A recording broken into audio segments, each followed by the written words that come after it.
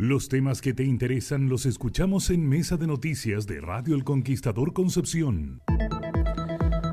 Hay un tema que durante el último tiempo los distintos estudios han relevado la situación de malnutrición por exceso, sobre todo también en los más jóvenes, en los niños, una situación que además a raíz de la pandemia se vio muy complicado. Hoy día la forma de alimentarse, saber cómo alimentarse saludablemente, la verdad es que está siendo un problema también, y por eso también hay distintos programas estatales para poder avanzar en esta materia, ayudar finalmente a que uno pueda alimentarse mejor, y en esa línea también se está trabajando en lo que son los microbancos de alimentos, y es parte también de lo que vamos a estar conversando con la entrevistada del día de hoy, que nos va a contar cuáles son las actividades también que tiene acá en la región del Biobío, la secretaria ejecutiva de Elige Vivir Sano, Paula Roja, que le damos la bienvenida, está con nosotros acá en el estudio. Buenos días, Paula, muchas gracias por estar junto a nosotros. Buenos días, gracias por la invitación a ustedes.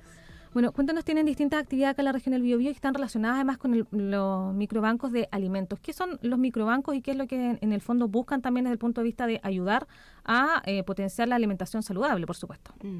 Voy a partir con la segunda pregunta. Los microbancos de alimentos son una respuesta que se genera a un problema que tenemos, como ustedes muy bien mencionaban, de importante malnutrición por exceso acá en la región. El 78,8% de las personas mayores de 15 años tienen malnutrición por exceso, y la lectura que hacemos es que el enfoque que hemos tenido históricamente de decirle a las personas coma esto y no coma esto, o haga tal o cual cosa, en realidad ha sido poco efectivo. ¿Por qué? Porque apela a una decisión y no apela a cómo nosotros como Estado creamos un entorno favorable para una vida más saludable. Y por lo tanto, el microbanco se hace cargo de eso, y se hace cargo de un segundo problema también, que es que a pesar de que nosotros somos países productores de alimentos de muy buena calidad, esos productos no llegan a las personas y hay una dificultad de acceso muy, muy grande. Entonces, lo que hemos hecho es crear este microbanco de alimentos que básicamente es la coordinación entre las ferias libres y los mercados locales, y las organizaciones que se están preocupando de la alimentación de las personas más vulnerables. Estoy hablando de comedores solidarios, juntas de vecinos, eventualmente ollas comunes, etcétera, que por lo tanto requieren de un apoyo del Estado para poder entregar alimentación, pero no cualquier alimentación, sino que la alimentación con altos estándares de calidad nutricional. Claro, porque ahí lo que habíamos conocido de estos microbancos, pensaba era como para no desperdiciar, por ejemplo, evidentemente alimentos, pero no desde el punto de vista de cómo esto ayudaba en una alimentación saludable, que finalmente es el foco que le vamos a dar hoy día, porque lo que se había hablado es, bueno, no desperdiciemos, hay alimentos que a lo mejor se ven feos, pero todavía son consumibles, y desde esa perspectiva es donde se había levantado este trabajo también desde diversas ONGs. Pero hoy día estamos hablando de que esto nos puede servir para que todos puedan tener acceso finalmente a alimentarse bien. Claro, sí, porque teníamos esta paradoja. Se desperdician alimentos, se desperdician toneladas de alimentos todos los días. Y en el caso, por ejemplo, de las ferias, uno puede ver, cualquier persona que iba a hacer con la feria ve que al levantarse quedan muchos alimentos allí que contaminan el espacio, que generan una presión en las municipalidades de tener que estar haciendo un aseo constante, pero al mismo tiempo teníamos personas que estaban con una inseguridad alimentaria o ya directamente con hambre en varios casos, y por lo tanto nuestra idea era poder utilizar esto y generar un circuito que fuera virtuoso y que les diera un beneficio directo a las personas. Estamos conversando con Paula Rojas, secretaria ejecutiva de Elige Vivir Sano, en el marco entonces del lanzamiento de estos nuevos microbancos de alimentos saludables. Una medida que fue implementada hace bastantes años ya, que está muy arraigada y que llama mucha atención a las personas que vienen de fuera del país, es la utilización de estos sellos. Los más chicos saben reconocerlos, en las colaciones saludables se trata de priorizar que no lleven incluso desde sus casas alimentos con estos sellos. ¿Se puede grabar de alguna manera el tipo de alimentos que no son tan saludables? No sé, alimentos con mucho azúcar, me imagino que puede ser uno de los principales problemas. Y también otra pregunta que aprovecho de hacer enseguida es si esta instalación de los microbancos de alimentos lo que busca es acortar el circuito de circulación del alimento, porque a veces se dan unas vueltas que son, en buen chileno, bastante absurdas, de alimentos que se cultivan en un lugar, que se van a dar una vuelta a otra región y vuelven con un precio que los encarece. Así es. Bueno, sobre la primera pregunta, efectivamente hay algunas medidas que se han tomado, se están estudiando en el país, varias también que pueden, por un lado, fortalecer el etiquetado de alimentos, porque ha sido muy efectivo y es fácil de entender para las personas, que eso es lo más importante. Eso muchas veces requeriría algunas restricciones. voy a poner un ejemplo. Con el etiquetado de alimentos, uno tiene la restricción de la venta dentro de los establecimientos educacionales. Está en discusión entonces si es que a la salida de los establecimientos educacionales también podemos poner algún grado de restricción, porque en el fondo yo puedo tener todo el día a los niños y las niñas tratando de evitar el contacto, pero basta con que en 2 minutos salgan, van al carrito que está en la esquina y compran igualmente los mismos alimentos, ¿cierto? Entonces eso es una de las medidas que se están viendo. Por supuesto existen medidas como que se tienen que evaluar como las de impuestos a alimentos que tengan altos niveles de ingredientes ultraprocesados, pero eso, digamos, en un contexto en el cual hay una gran dificultad para acceder a alimentos, es un tema delicado. O sea, no podemos poner más barreras para que las personas se alimenten. Sí podemos potenciar que reciban alimentación saludable, y eso es lo que hace el programa de alimentación escolar de la JUNAEB, eso es lo que busca hacer los microbancos de alimentos, etcétera. Pero efectivamente está en estudio.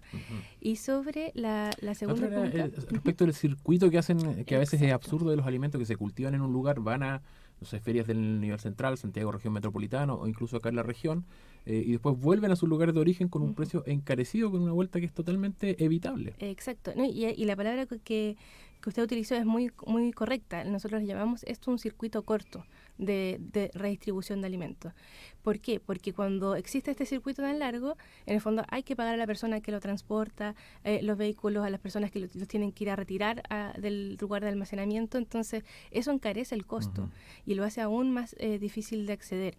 Entonces nosotros lo que hemos potenciado harto desde el Elige Vivir Sano es poder que las personas puedan acceder y puedan comprar los alimentos que consumen, ojalá desde los lugares que son proveídos de lugares locales, ¿cierto?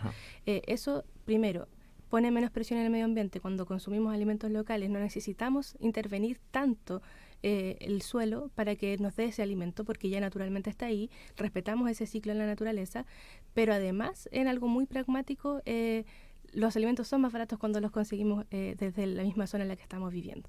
Así que ese es el llamado que nosotros le podemos hacer, es aprovechar la fuente de alimentos muy rica y muy nutritiva que tenemos en la feria a menor precio, más amigables con el medio ambiente y más saludable también.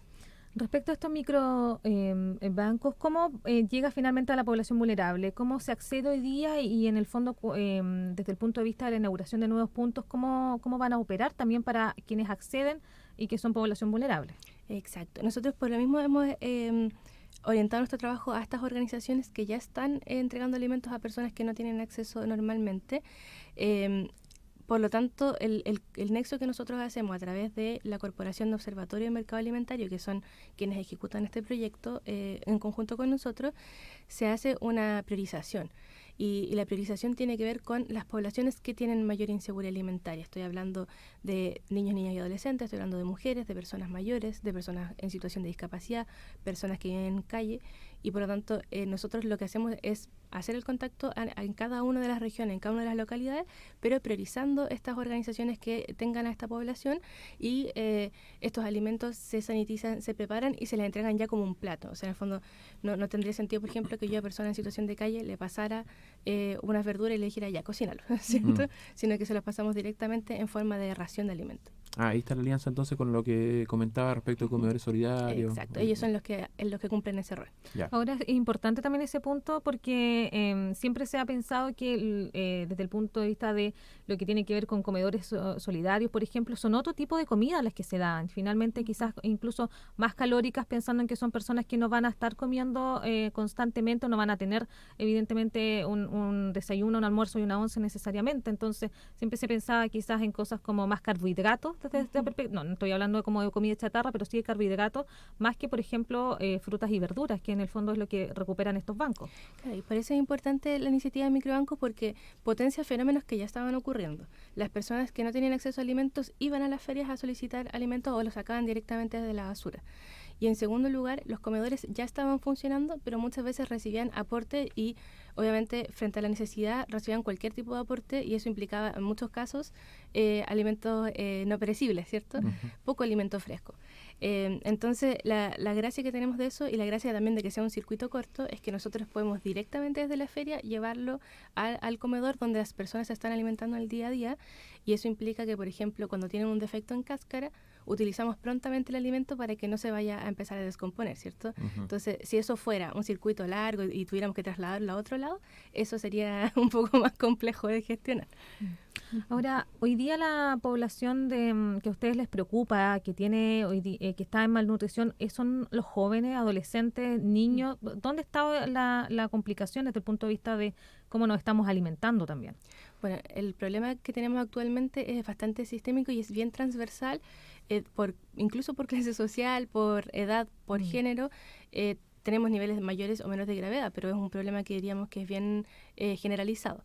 Sin embargo, la población escolar, la población más pequeña, de primera infancia, por ejemplo, es central, porque desde allí se empiezan a adquirir hábitos, se empieza a generar un carácter acumulativo del riesgo, ¿cierto? O sea, yo si tengo hábitos o tengo una dificultad para acceder a una vida saludable desde muy tempranamente, es muy probable que yo los desarrolle eventualmente factores de riesgo y enfermedades. Porque a lo largo de mi ciclo, de toda mi trayectoria de vida, sigue acumulándose. En cambio, si yo actúo desde esa primera infancia, yo puedo de a poco ir incorporando la alimentación, la actividad física, el autocuidado, la salud mental, y eso implica que cuando ya van creciendo estas personas, van teniendo progresivamente una mejor calidad de vida.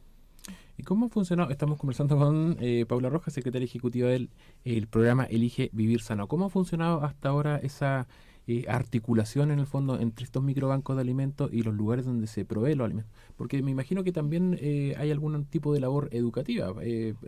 Lo comentaba usted, en la primera infancia se les enseña y entonces es más fácil después que se mantengan en alimentación saludable. ¿Existe algún rol de ese tipo de estos microbancos de alimentos? Sí, nosotros, si bien los microbancos de alimentos ya están desde el 2021 funcionando, nosotros hemos tomado un rol de expandirlo y así también esperamos que la discusión de presupuesto de este año nos permita también seguir expandiéndolo. Pero además hemos ido incorporando algunos aspectos y uno de ellos es la capacitación y la educación alimentaria a través de estos microbancos, tanto a las personas que son parte de las organizaciones, como también a quienes ya son beneficiarios directos de la entrega del alimento. Porque eso implica, obviamente, el que esto pueda ir cambiando a futuro la situación que estamos viviendo y no solamente quedarnos en lo concreto. Y hay cosas que pueden ser muy simples, como por ejemplo la mayor cantidad de la población solo conoce dos técnicas gastronómicas, ¿cierto? La cocción y la fritura. Entonces, el hecho de poder comentarles o enseñarles que existen otro tipo de preparaciones, el saltear alimentos, el hornearlos, ¿cierto? El plancharlos, implica que pueden evitar, por ejemplo, el exceso de grasas saturadas. Y eso ya genera entonces una mejor situación previo a lo que estábamos viendo. Y ahí también se trabaja con los mitos porque hoy día, por ejemplo, siempre se ha hablado de, no, es que la comida chatarra, por ejemplo, es más barata, es más accesible que, por ejemplo, los alimentos saludables, pero la verdad es que si uno va a cualquier cadena de comida rápida, hoy día no estamos hablando de precios tan accesibles como hace, no sé, 10 años, donde realmente uno decía, claro, que queda, no sé, saturado quizás con comida a muy bajo precio. Hoy día no son precios tan accesibles comparados. Entonces, se trabaja con mitos también respecto de que a veces incluso se habla, no, es que este alimento puede engordar, así que no voy a comer tanto plátano, por ejemplo, que tiene a veces muy mala fama en cantidad, o la uva también. Se trabaja con esos mitos de respecto de que, bueno, obviamente siempre va a ser mejor comerse una fruta que tomarse una Coca-Cola o una bebida azucarada. Sí, claro. Y son mitos que están bien muy arraigados. Efectivamente, nosotros hemos visto con las distintas crisis que ha habido el país que también las personas han tenido que ganarse la vida de distintas maneras. Y allí ha habido una explosión también de los carritos, ¿cierto? Que sí mantienen bajo precio, pero que a largo plazo implican mucho más costo, tanto para el sistema de salud, pero también para las personas que luego enferman, que tienen menos capacidad de poder trabajar, de desarrollarse, que tienen más necesidades de salud. Entonces, claro, incluso cuando estamos hablando de productos que pueden ser muy baratos, como son los de estos carritos, a diferencia de las cadenas de comida rápida, que los precios están muy en alza, igualmente a largo plazo termina siendo mucho más conveniente el poder mantener una alimentación más equilibrada y el recurrir a estas colaciones que nosotros llamamos saludables. Y el uso de agua, por ejemplo, en vez de bebida energética o gaseosa. Quiero hacer una pregunta acerca de la práctica y ir a los dos extremos. ¿Qué tiene que hacer una persona que quiere acceder a los alimentos que entrega este banco de alimentos y cómo lo puede hacer un productor que quisiera aportar a estos microbancos de alimentos? Sobre el acceso, lo que nosotros estamos haciendo es trabajar directamente con las organizaciones y eso tiene una razón, que es que a nosotros nos interesa que una vez que nosotros dejemos de financiar esta intervención, perdure y por lo tanto este nexo entre las feriantes y las organizaciones se mantenga. Uh-huh. Y por lo tanto el acceder tiene que ser en el fondo el acceder a este tipo a estos comedores. Nosotros igual en las páginas web tenemos la lista de las ferias y los comedores o las organizaciones que están recibiendo la alimentación. Obviamente podría ser complejo que se llegara en masa a verlo, pero a quienes ya están asistiendo o a las personas que se van a incorporar, se les va a incorporar también al programa. Y en el caso de productores, en este momento estamos trabajando principalmente con ferias y con mercados libres. Entonces, esto depende mucho y por eso digo que estos son fenómenos que ya venían ocurriendo y que nosotros de alguna manera optimizamos, ayudamos, apoyamos, pero que tenían una raíz en algo que ya ocurría y es que en las ferias de manera espontánea se generaba una relación muy solidaria. Uh-huh. Nosotros lo hemos conversado con, por ejemplo, las personas de la Asociación de Ferias Libres. Ellos escuchan y ven las necesidades de las personas en el día a día. Y por lo tanto, desde esa visión, ellos ya estaban entregando estos alimentos y lo hacen de manera voluntaria, sin ningún tipo de interés de pago o de recompensa. Entonces, nosotros invitamos a los locatarios, quizás más bien, de esas ferias a que puedan aportar a esta iniciativa. Tenemos gestores territoriales de CODEMA, esta corporación, en todas las ferias. Trabajamos con los dirigentes de las ferias también para que ellos puedan ejercer un liderazgo y convocar a sus colegas y sus compañeros. Paula tiene agenda de 2 días más o menos. ¿Cuáles son las actividades que va a tener acá en la zona entre hoy y también mañana? Bueno, aquí tenemos una agenda bien intensa, ¿sí? Porque nos interesa aprovechar mucho el tiempo. Vamos a partir, por ejemplo, el día de hoy visitando uno de los proyectos que se está haciendo desde el Elige Vivir Sano regional, de Daniela Díaz, que es la encargada, y por supuesto de Seremi. Y vamos a estar acompañándolos porque ellos están trabajando particularmente en el bienestar socioemocional de niños, niñas y adolescentes que se ha visto muy afectado después de la pandemia. Además de eso, vamos a estar participando también de instancias como estas en las que podemos de alguna manera ir difundiendo lo que estamos haciendo y mostrar el nuevo cariz que queremos entregar al Elige Vivir Sano. Hoy día en la tarde también vamos a participar de la mesa intersectorial, que es en el fondo un espacio donde se reúnen a representantes de todos los ministerios para poder coordinar las acciones que hacemos. Y ya mañana vamos a estar lanzando nuestros microbancos, 6 microbancos en esta región, y nuestra idea allí también es poder invitarlos a que puedan estar atentos a esa noticia. Así es. Bueno, Paula Rojas, secretaria ejecutiva del programa Elige Vivir Sano, quien llegó acá a la región también para hacer el lanzamiento de 6 nuevos microbancos saludables, también de alimentos que tienen esta doble función, que por un lado hace la recuperación de alimentos que por supuesto no se venden o que a lo mejor pueden estar a puertas de que se pierdan, y por supuesto también ayudar a la población vulnerable a que puedan poder acceder entonces a una alimentación mucho mejor. Muchas gracias, Paula, por estar junto a nosotros hoy en Mesa de Noticias. Muchas gracias a ustedes. Buena mañana a todos.